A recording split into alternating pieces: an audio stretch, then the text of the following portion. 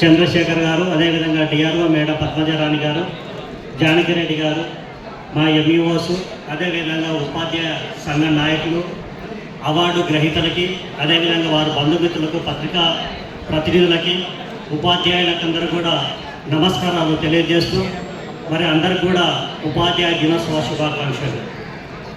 మరి సాంప్రదాయ ప్రకారం మనము ఉత్తమ టీచర్స్ అవార్డ్స్ అన్నింటినీ కూడా మరి డాక్టర్ సర్వేపల్లి రాధాకృష్ణన్ జయంతిని పురస్కరించుకొని ఆయన జన్మదినోత్సవం సందర్భంగా మరి దేశవ్యాప్తంగా కూడా ఈ టీచర్స్ డే సెలబ్రేషన్స్ అనేటువంటివి చేసుకుంటున్నారు.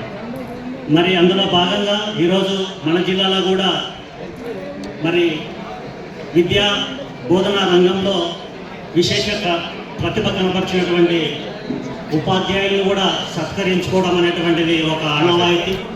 మరి ఆ సందర్భంగా దాదాపుగా జిల్లాలో మరి గత సంవత్సరం సేవలందించిన గాను మరి 121 మంది ఉపాధ్యాయులను ఉత్తమ వారిని మరి ఎంపిక చేసి వాళ్ళని ఈ కార్యక్రమంలో మనమంతా కూడా సన్మానించుకోవడం జరుగుతుంది. మరి ఉపాధ్యాయులు అంటేనే మరి సమాజం యొక్క మార్పును గతిని కోరుకునేటువంటి వాళ్ళు.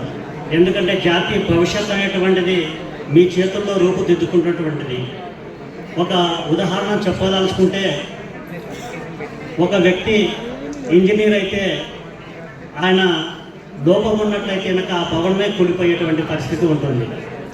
అదే ఒక డాక్టర్ అయితే కనుక అతనిలో లోపం ఉంటే కనుక ఒక రోగికో లేకుంటే ఒక వ్యక్తికో అది నష్టం అనేటువంటిది సంభవించేటువంటి పరిస్థితి ఉంటుంది. అదే కనుక ఒక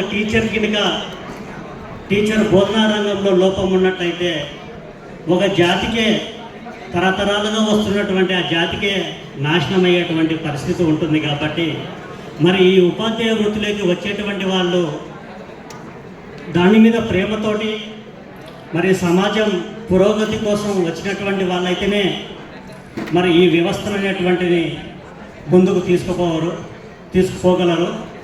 కాబట్టి వారికి అందరూ కూడా ఈరోజు అవార్డు తీసుకున్నటువంటి వారందరూ కూడా జిల్లా విద్యాశాఖ తరఫున ప్రణామాలు చేస్తూ నేను సెలవు తీసుకుంటాను. Thank you.